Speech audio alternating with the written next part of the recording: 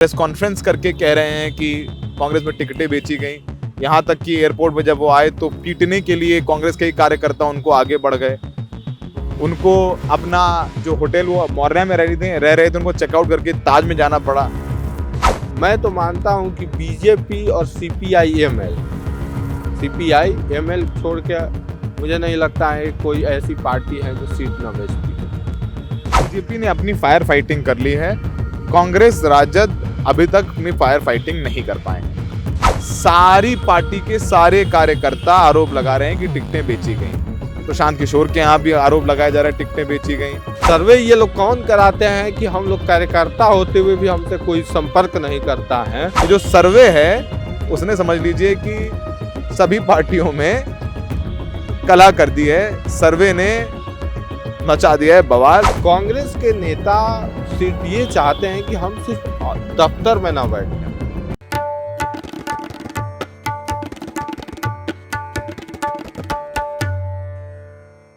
आदाब, नमस्कार। The red mic में आपका स्वागत है। मैं हूं सौरभ शुक्ला। कई सवाल हैं बिहार की राजनीति में कि क्या महागठबंधन टूट की कगार पर है, क्योंकि 7 ऐसी सीटें हैं, 7 सीट्स ऐसी हैं जहां पर आरजेडी, कांग्रेस या फिर लेफ्ट ने अपने उम्मीदवार दे दिए हैं। यानी एक ही सीट पर बीजेपी के से लड़ रही है कांग्रेस भी और आरजेडी भी। तो फिर कैसा महागठबंधन? इसके अलावा कांग्रेस में तो ऐसी अंतर्कलह मची है कि मत पूछिए। अफाक आलम करके विधायक हैं कस्बा के, उनका टिकट कटा तो उन्होंने सीधे आरोप लगा दिया यहाँ के प्रभारी अल्लाह वरू पे कि उन्होंने टिकट बेची। तो क्या नहीं रहेगा लालू और राहुल गांधी का गठबंधन? ये एक बहुत बड़ा सवाल है, क्योंकि अभी तक कोई ज्वाइंट प्रेस कॉन्फ्रेंस नहीं हुई है, कोई ऐसी तस्वीर नहीं कि साथ में राहुल गांधी, तेजस्वी यादव खड़े हैं। वोट अधिकार यात्रा में जो भाईचारा नजर आया, ठीक लगभग 1.5-2 महीने बाद टिकट बंटवारे को लेकर के अब खाई पैदा हो गई। 7 सीटें हैं जहां पर उम्मीदवार आमने सामने हैं। पहले सुनिए अफाक आलम को, जो कस्बा से जिनका टिकट कटा है, वो कांग्रेस के ही बड़े नेताओं पर, यानी जो कृष्णा लवरू जिनको यहाँ भेजा गया, कहा गया कि राहुल गांधी के हनुमान बन के आए हैं, उन पर क्या आरोप लगाए? कि हम कांग्रेस में लगातार विधायक बनते रहे हैं, जनता ने के आशीर्वाद से, माँ बहनों के आशीर्वाद से हमने लगातार विधायक बने रहे कांग्रेस पार्टी के ओर से। हम कहना चाहते हैं राष्ट्रीय अध्यक्ष को, विपक्ष के नेता बड़े राहुल जी को, कि इसका जांच कराया जाए।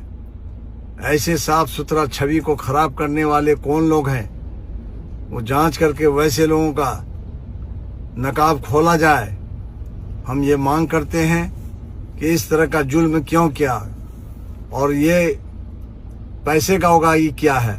साफ सुथरी बात में हम कहना चाहते हैं कि राजेश राम जी और अल्लाह वरू साहब, शकील खान साहब और साइड में कुछ और हैं लोग जो पैसे का उगाही करके वैसे लोगों को बनाया, जो महागठबंधन को गंदा करने का काम किया है।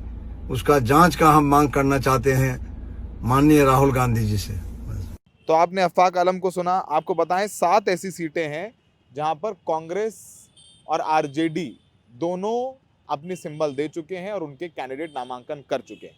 पहले फेज के लिए आखिरी तारीख है 20 तारीख नॉमिनेशन वापस लेने के लिए, और अब मान मनोबल का दौर शुरू है। उधर बीजेपी में भी बगावत है, पर ऐसी बगावत नहीं है। वहां पर भी जेडीयू के भी कुछ बागियों ने पर्चा भरा है, पर इतनी बगावत नहीं। अमित शाह 3 दिन के लिए बिहार दौरे पर आए, उन्होंने सबको बुलाया, समझाया, कुछ बैठ गए, कुछ खड़े हैं। फिलहाल ऐसी सीटें हैं जैसे लालगंज की सीट, यहाँ से आरजेडी ने शिवानी शुक्ला को टिकट दे दिया है, तो कांग्रेस ने आदित्य कुमार राजा को मैदान में उतारा है, दोनों ने नामांकन भर दिया है। वैशाली सीट पर राजद ने अजय कुशवाहा को टिकट दिया है, तो कांग्रेस ने यहाँ से संजीव सिंह को उतार दिया, इंजीनियर संजीव सिंह को। राजापाकर सीट पर कांग्रेस के प्रतिभा कुमारी उम्मीदवार हैं, तो लेफ्ट में मोहित पासवान हैं। रोसड़ा सीट से कांग्रेस के बीके रवि उम्मीदवार है, तो सीपीआई के लक्ष्मण पासवान ने भी नामांकन भर दिया है। बिहार शरीफ सीट से कांग्रेस के उमैर खान ने नामांकन किया है, साथ ही सीपीआई के शिव प्रसाद यादव ने भी दिया है। बछवाड़ा सीट्स कांग्रेस के गरीबदास ने नामांकन किया है, तो सीपीआई के अवधेश कुमार राय ने भी किया है। तारापुर से राजद के अरुण शाह ने भी किया है, तो वीआईपी भी है, उसके भी सकलदेव बिंद ने नामांकन कर दिया है।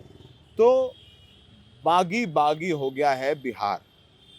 इतनी बगावत शायद किसी दूसरे चुनाव में नहीं होगी। हमारे साथ स्वतंत्र पत्रकार आशुतोष पांडे हैं, जो वायर, इंडियन एक्सप्रेस जैसे अखबारों में लिखते हैं, इनके आर्टिकल छपते हैं और खाटी पत्रकार हैं बिहार के, जो बिहार को जमीन से समझते हैं।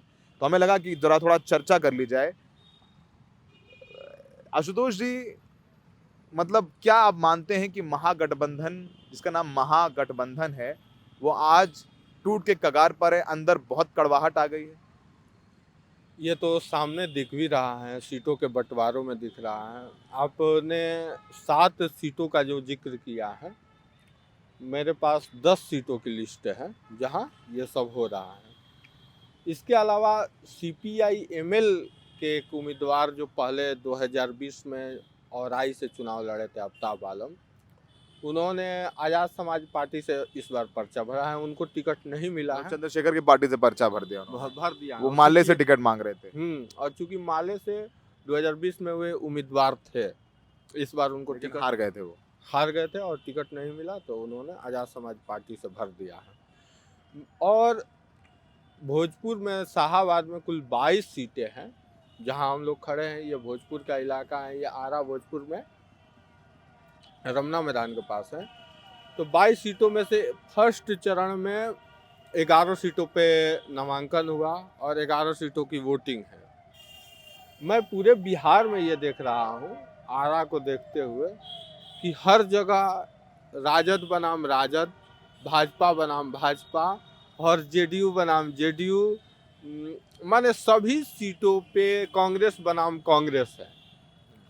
आप कोई भी ऐसी सीट, माने बहुत कम ही ऐसी सीट आप देखेंगे जहां एकदम, जैसे आरा विधानसभा में आपको ऊपर से कुछ नहीं दिखेगा, लेकिन असंतुष्टों की जो फौज है वो कांग्रेस में भी है, राजद में भी है, भाजपा में भी है। लेकिन भारतीय जनता पार्टी की मैनेजमेंट ऐसी है कि वो अपने बागियों को, अपने नाराज लोगों को मना पाती है। शाहपुर विधानसभा सीट है जहाँ पे शिवानंद तिवारी जी के लड़के राजद नेता राहुल तिवारी विधायक हैं। भाजपा के पिछले साल एक युवा नेता ने फार्म भर दिया, 45,000 वोट लाया और उन्होंने जमानत जब्त करवा दी भारतीय जनता पार्टी की। उस बार इसको टिकट मिल गया है। अब उस विधायक पुत्र, जो भाजपा के पूर्व विधायक मुन्नी देवी हैं, नामांकन भरने के लिए कह दिया था, घोषणा बजावते सोशल मीडिया पे कर दिया, बगावत करेंगे बीजेपी से। हाँ, और फार्म भी भरेंगे। तब तक उनके अगले दिन मैंने तस्वीर देखी कि उनके यहाँ स्वतंत्र देव सिंह पहुंचे हुए हैं, भाजपा नेता वो, और उन्होंने कहा कि नहीं, हम जनता के सेवा करेंगे। अमित शाह ने मनवा दिया। तो बीजेपी ने अपनी फायर फाइटिंग कर ली है, कांग्रेस राजद अभी तक अपनी फायर फाइटिंग नहीं कर पाए हैं। आशुतोष, यहाँ पर हम बिहार में हैं पिछले 1 हफ्ते से। चुनाव को कहते हैं ना, चुनाव एक उत्सव है। यहाँ माहौल ही नहीं है, उत्साह ही नहीं है लोगों में, क्लैरिटी नहीं है लोगों की। क्या देख रहे हैं आप? जैसे एक तो आप क्लैरिटी का मामला है, उत्सव अभी इसलिए नहीं है कि बिहार का सबसे बड़ा उत्सव छठ है। छठ अभी बीत जाने दीजिए, उसके बाद वो अपने इस उत्सव में आ जाएगा। छठ से बड़ा कोई उत्सव बिहारियों के लिए नहीं है, पहली बात। दूसरी बात अब यह है कि क्लैरिटी, राजनीति इतनी जटिल है कि जनता भी उस जटिलता को अभी सुलझा नहीं पा रही है, और उसका मिजाज, उसका ताना बाना, उसका वोट का तौर तरीका, और समाजशास्त्री भी उसका सूत्रीकरण नहीं कर पा रहे हैं कि आखिर हो क्या रहा है। क्योंकि नेताओं और पार्टियों, नीति निर्माताओं के पास इतनी चीज़ें हैं कि वो स्पष्ट, वो एकदम तुरंत आप जैसे विस्मृति का शिकार हो पा रहे हैं।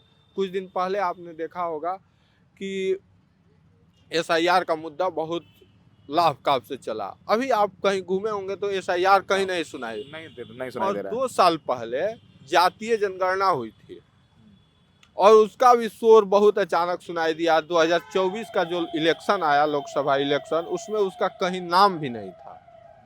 तो आप जिस तरह से नेताओं के वादे हैं, जिस तरह से सरकार के वादे हैं, उसी तरह के जनता वो उसी जटिलता को ग्रहण कर ली है। जटिलता को जनता ने भी ग्रहण कर लिया है। अभी तक अब जैसे बीजेपी ने प्रचार शुरू कर दिया, अमित शाह रैली कर रहे हैं, मोदी जी की रैली का स्केड्यूल आ गया है। अभी तक महागठबंधन की जो गांठ है वो अभी खुल नहीं पा रही है। कांग्रेस पार्टी, आपको लगता है इस बार अलावरू जिनको दिल्ली से लेकर के आया गया, राहुल गांधी के हनुमान बना दिए गए, इस बार उनकी वजह से टिकट बंटवारे में बहुत लोगों में असंतुष्टि है। प्रेस कॉन्फ्रेंस करके कह रहे हैं कि कांग्रेस में टिकटें बेची गई, यहाँ तक कि एयरपोर्ट पर जब वो आए तो पीटने के लिए कांग्रेस के ही कार्यकर्ता उनको आगे बढ़ गए। उनको अपना जो होटल वो मौर्या में रह रहे थे उनको चेकआउट करके ताज में जाना पड़ा। पिटने का डर भी सता रहा है कांग्रेस के नेताओं को। मैं यहाँ तक जानता हूँ लोगों को शायद बुरा लग जाए, लेकिन ये हकीकत बता रहा हूँ। क्या लगता है कांग्रेस में इस बार क्या बहुत ज्यादा उम्मीदें थी क्या टिकट की? ऐसा लग रहा है कांग्रेस में टिकट मिलते ही जीत जाएंगे। असल में जो लीड इन्होंने एसआईआर के मसले पे ली और कांग्रेस के नेता राहुल गांधी, और फिर वो आए इस राज्य में उन्होंने रैली की 17 दिन जो यात्राएं की, वोटर अधिकार यात्रा, उसके चलते यहाँ ये हुआ कि कांग्रेस के जो नेता थे और पुराने जो नेता थे घर बैठ गए थे, जो अलग अलग पार्टियों में अपना रास्ता तलाश रहे थे, अचानक उन सब में एक उत्साह दिखने लगा, उम्मीद दिखने लगी कि हो सकता है कि पार्टी इससे उत्थान कर जाए, चुनाव लड़ने को मिल जाए। भोजपुर में 7 विधानसभा सीट हैं। लास्ट और आखिरी विधानसभा चुनाव यहाँ से 2015 में एक विधानसभा से अखिलेश सिंह चुनाव लड़े थे तरारी से, और उसके बाद यहाँ कोई ये नहीं हुआ कि कांग्रेस का चुनाव लड़े। कांग्रेस के नेता सिर्फ ये चाहते हैं कि हम सिर्फ दफ्तर में ना बैठे, जिले में अनुमंडल में एक आध सीटें हमें भी मिले, तो काम करने का मौका मिले। ये नहीं कि हम केवल लेकिन जिन सीटों पर कांग्रेस को जो सीटें मिल गई हैं वहां भी तो टिकट बेचने का आरोप लगा रहे हैं लोग। कांग्रेस में अखिलेश सिंह के समय भी ये आरोप लगा था, क्योंकि कांग्रेस पूरी तरह से चुनाव नहीं लड़ पाती है, 243 सीटों पे नहीं लड़ पाती हैं। कम सीटों पे जब आप लड़िएगा, और कांग्रेस के पास यदि फंड नहीं है, और ये आम धारणा हो गई है, मैं तो मानता हूं कि बीजेपी और सीपीआई-एमएल छोड़ के मुझे नहीं लगता है कोई ऐसी पार्टी है जो सीट न बेचती हो।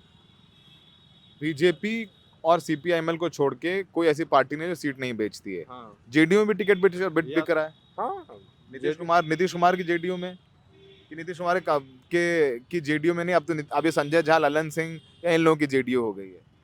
आप जेडीयू हमेशा की कोई भी अध्यक्ष रहा हो, नीतीश कुमार की ही रही है। तो नीतीश कुमार से इधर कुछ नहीं हो सकता है। नीतीश कुमार अपना हर आदमी सेट करके रखते हैं।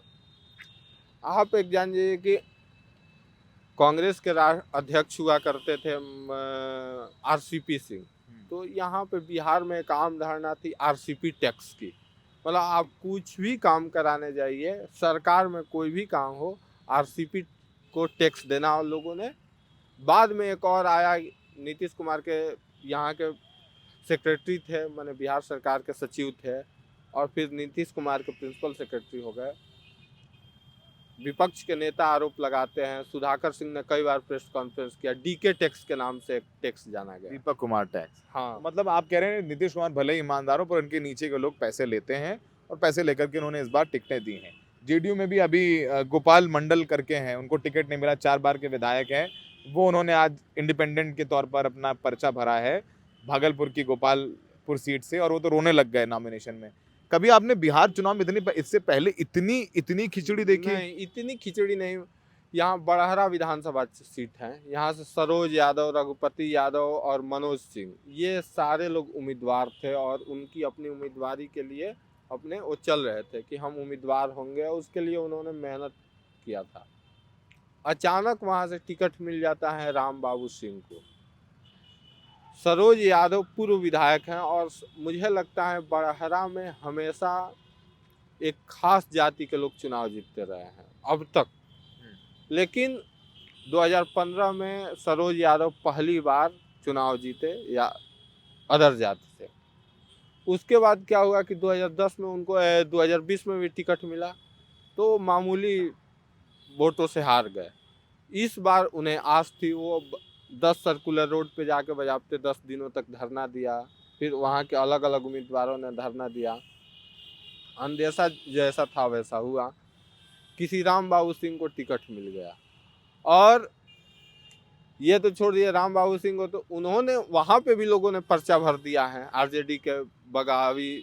और यहाँ संदेश विधानसभा है, संदेश में लोग चाहते थे कि एक ही घर के लोगों को टिकट ना मिले। अरुण यादव के पहले भाई विधायक हुआ करते थे, फिर अरुण यादव विधायक हुए, अरुण यादव की पत्नी विधायक हुई, अब अरुण यादव के लड़के को टिकट मिल गया आरजेडी से। मतलब परिवारवाद हाँ की बात लेकिन उनके विपक्ष में भी कौन आया है, माने निर्दलीय, तो उन्हीं के परिवार के मुकेश यादव चुनाव लड़े हैं, वो भी आरजेडी से टिकट चाहते थे। हर चीज हर जगह, मतलब इसको बीजेपी में भी देख रहा हूँ कुछ नेता जो है छोड़ करके इंडिपेंडेंट पर्चा भर दिए हैं। लेकिन जैसा आशुतोष कह रहे थे, बीजेपी में फायर फाइटिंग हो जाती है। लेकिन आज की तारीख में महागठबंधन में इस कदर दरार है, मतलब कांग्रेस के प्रदेश अध्यक्ष ने ये कह दिया कि दलित झुकेगा नहीं, दबेगा नहीं। उन्होंने ट्वीट कर दिया राजेश राम दलित हैं, उनको भी टिकट मिला है। अब सोचिए कि वैशाली सीट है, वहाँ पर इंजीनियर सुनील हैं, उनको कांग्रेस ने सिंबल दे दिया, तो अजय कुशवाहा को आरजेडी ने सिंबल दे दिया। सारी पार्टी के सारे कार्यकर्ता आरोप लगा रहे हैं कि टिकटें बेची गई। प्रशांत किशोर के यहाँ भी आरोप लगाया जा रहा है टिकटें बेची गई। तो बीजेपी में कुर्ता फाड़ प्रदर्शन हो गया, मैथिली ठाकुर को टिकट मिला। तो ये एक आईपीएस ऑफिसर बक्सर के आनंद मिश्रा नाम है, आनंद मिश्रा को अचानक टिकट मिल जाने से मैं सोशल मीडिया पे देख रहा था, वहाँ की एक नेता है, भाजपा की नेता वर्षा पांडे, अमरेंद्र पांडे और ये प्रदीप दुबे, वहाँ पे भी लोग आस लगाए थे कि उन्हें मिलेगा। फिर उन्होंने सोशल मीडिया पर लंबे लंबे पोस्ट लिख और केंद्रीय नेतृत्व से स्पष्टीकरण मांगा था कीजिए कि इनको टिकट क्यों मिला। हाँ क्यों मिला, आप कह रहे थे कि ये होगा वो होगा, कार्यकर्ताओं ये तो 2 महीना पहले आए हैं। और उसके मैंने अगले दिन देखा कि उन्होंने वर्षा पांडे ने और सभी लोगों ने फिर मंच पे बैठ के और वोट मांग रहे हैं आनंद मिश्रा को। तो अचानक फिर वो उन लोगों का ये है कि वो पर्चा दाखिल नहीं किए, लेकिन विरोध कर रहे हैं, अंदर विरोध कर रहे हैं। तो बीजेपी में विरोध कर रहे हैं लेकिन पर्चा दाखिल नहीं किया, मतलब बगावत कम है। लेकिन आरजेडी और कांग्रेस में जिस तरीके से, खासकर कांग्रेस के नेता आकर के कह रहे हैं कि भाई टिकटें बेची गई हैं, आपने सुना मौजूदा विधायक का टिकट कटा, तो कहीं ना कहीं जो वोट यात्रा थी राहुल गांधी की, जिसमें तेजस्वी यादव, राहुल गांधी, सन ऑफ मल्ला, मुकेश सहनी सब साथ थे, आज वो सिर्फ तस्वीरों में रह गए हैं। अभी चुनाव खुलेगा तो शायद आए मंच पर साथ, लेकिन अभी दिलों में बहुत कड़वाहट है, दूरियां हैं। महागठबंधन अब कागजों पर है, लेकिन जमीन पर हमने जैसे बताया 7 सीटें हैं, 7 से 10 सीटें हैं जहां पर इन्होंने एक दूसरे के खिलाफ कैंडिडेट दे दिए हैं, बाकायदा सिंबल दिए हैं। समझ लीजिए कि आपस में कितनी मार हुई टिकटों को लेकर। देखिए, कृष्णा अलावरू का कहना है कि कांग्रेस को यहाँ मजबूत करना है, लॉन्ग टर्म में कांग्रेस को मजबूत करना है। अब कुछ एक कांग्रेस के नेताओं का धड़ा है, अखिलेश सिंह जैसा, कि पहले चुनाव जीते हैं, हम लोग चुनाव नहीं जीतेंगे, अलावरू सुन नहीं रहे हैं, लड़ रहे हैं। तो इसी चक्कर में एक पुरानी कांग्रेस और एक नई कांग्रेस, और इस बार फॉर्म भरवाइए, अप्लाई करिए, टिकट एप्लीकेशन दिए गए। अब आप पार्टी को बिहार में एटलीस्ट एक कॉर्पोरेट की तरह नहीं चला सकते हैं, ऐसा मुझे लगता है। पॉलिटिकल स्टेट है बिहार, लोगों के पॉलिटिकल एस्पिरेशंस हैं। अब जिनका टिकट नहीं मिला, फॉर्म भराए, मेहनत करी, पर्चे बांटे, अब टिकट नहीं मिला तो हमसे मेहनत क्यों कराई, हमारा नाम तो सर्वे में नंबर 1 था। ये जो सर्वे है उसने समझ लीजिए कि सभी पार्टियों में कला कर दी है, सर्वे ने मचा दिया है बवाल। तो हमें लगा कि क्या कह रहे हैं, राजद के नेता हमसे कह रहे थे, यहाँ के नेता आपसी बातचीत में कहते रहते हैं कि भाई ये कौन सा सर्वे हुआ जिसमें जगदीशपुर के मौजूदा विधायक के लड़के को सर्वे में नाम आ गया, उसका टिकट मिल गया। वो कौन सा सर्वे हुआ कि संदेश के विधायक के लड़के का नाम आ गया। और ये संजय यादव, तेजस्वी यादव से जब हम लोग मिलने जाते थे तो कहते थे कि आप लोग फार्म जमा कर दीजिए, बायोडाटा दे दीजिए, हम सर्वे कर रहे हैं। उसी तरह भारतीय जनता पार्टी के भी नेता कहते हैं कि भाई सर्वे ये लोग कौन कराते हैं कि हम लोग कार्यकर्ता होते हुए भी हमसे कोई संपर्क नहीं करता है। कोई मिलता भी नहीं है कि जैसे सर्वे करने वाले पूछा हो कि ये टिकट, मतलब मुझे भी नहीं मिले कि लोग कोई मिले कि नहीं, हमसे पूछा गया है कि यहाँ से कौन कैंडिडेट कौन अच्छा होगा, तो सर्वे का नाम लगा करके जिसका टिकट काटना है काटो, जिसको देना है दो, बाद में बगावत होगी, अब बगावत झेलिए। तो बागी बागी हुआ बिहार, ये समझ लीजिए कि हालात हैं। सरोज यादव ने बजाबते एक आधे घंटे से अधिक का प्रेस कॉन्फ्रेंस कर दिया। प्रेस कॉन्फ्रेंस कर प्रेस दिया। कॉन्फ्रेंस करने के बाद तेजस्वी यादव, लालू यादव पे उन्होंने घनघोर आरोप लगाए। उन्होंने बताया कि हमसे भी 3 करोड़ रुपए मांगे गए थे और हम नहीं दे पाए, मामूली तो 5 करोड़ में वो टिकट दे दिया गया। आरोप हैं, आरोपों का क्या, बागी हो गए, बगावत हो गई। बिहार फिलहाल तो चुनाव से ज़्यादा बागी बागी हो गया है। कागज़ों पे गठबंधन है, दिलों में दूरियां, कड़वाहट। अब देखते हैं नतीजा क्या होगा। चुनाव में नेताओं के घरों पर भीड़ है, बगावत है, मीडिया सोशल मीडिया पर भरमार है, लेकिन ज़मीन पर लोगों में उत्साह नहीं है। दिलचस्प बात मैं बता रहा हूँ, मैं पटना गया था तो 10 सर्कुलर रोड पे एक बार रात में मैं घूमने, 10 सर्कुलर रोड कौन किसका घर? राबड़ी देवी की आवास है, तो मैं वहाँ पे घूमने गया तो आरा में एक राजद के उम्मीदवारी हासिल करना चाहते थे, राजगौर और टाइगर, वो हमको मिल गए, तो 2-3 दिन मिल गए। तो हमने कहा कि आरा में CPI-ML ने फार्म भर दिया है, उम्मीदवारी कंफर्म हो गई है। तो उन्होंने कहा कि हमारे अध्यक्ष, जिला अध्यक्ष ने कहा है कि इनकी उम्मीदवारी कैंसिल करवानी है। हम लोगों ने विज्ञप्ति भी जारी कर दिया है कि उम्मीदवारी कैंसिल करवानी है। अभी तो हमारी तेजस्वी यादव से बातचीत नहीं हुई है।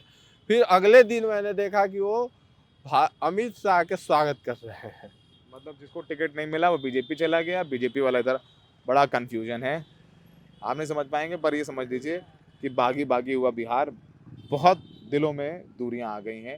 अभी तक क्लैरिटी नहीं है कि महागठबंधन में कांग्रेस कितनी सीटें लड़ रही है, आरजेडी कितनी लड़ रही है, या माले का क्लैरिटी हो गई कि 21 सीटें लड़ रही हैं। माले का सिर्फ CPI-ML है, उसका क्लैरिटी है, बाकी को क्लैरिटी नहीं।